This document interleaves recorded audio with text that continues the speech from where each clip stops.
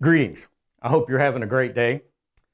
Just under 8 months ago, I did my last video when the church council acted on the discernment team's recommendation concerning disaffiliation.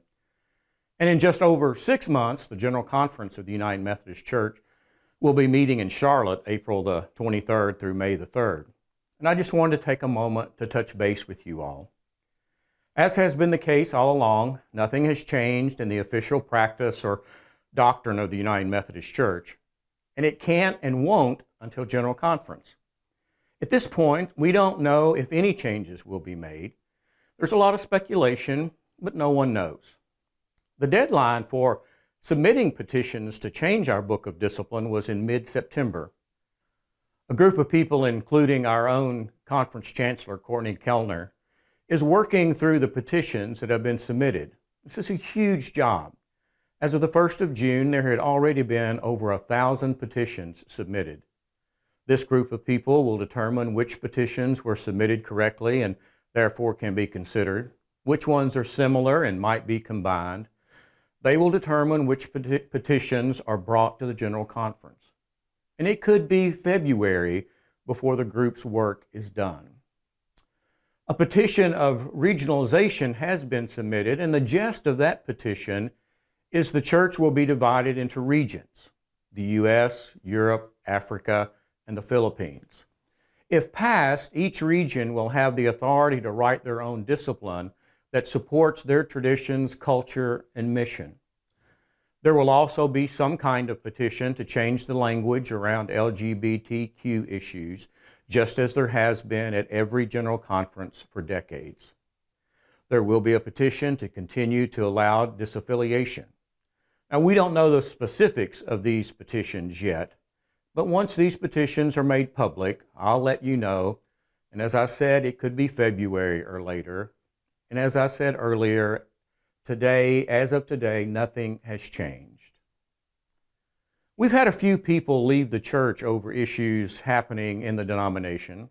Some have left because bishops have broken the law of the church and have not been held accountable. Some have left because of what might happen in the future. And some have left because they don't like the way I led through the process. Everyone has their own convictions and should be true to those convictions. However, it saddens me that people are allowing a minuscule fraction of people in the United Methodist Church to cause them to leave a congregation they have given decades of their life supporting with their prayers, presence, gifts, service, and witness. Especially now. MUMC is thriving. Yes, a few people have left, but others continue to join. When I became pastor here just over 4 years ago, one of the first things that was said to me is, we want more young families. The number of young families have grown substantially. We have grown from having 6 kids in children's church to having 25 to 35. And the growth is nothing I've done. It is what Amy and her helpers have done in ministering to children.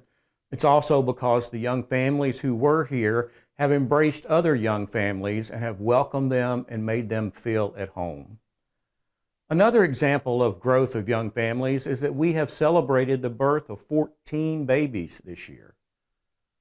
Our hands-on mission work has increased, as well as our financial support of other ministries in our community and beyond. As I noted in my message Sunday, we have supported missions from all sources to the tune of $110,000 plus. You all finished a $7.1 million building renovation project in 2019. And by the end of this year, the debt will be under $1 million, somewhere around $800,000.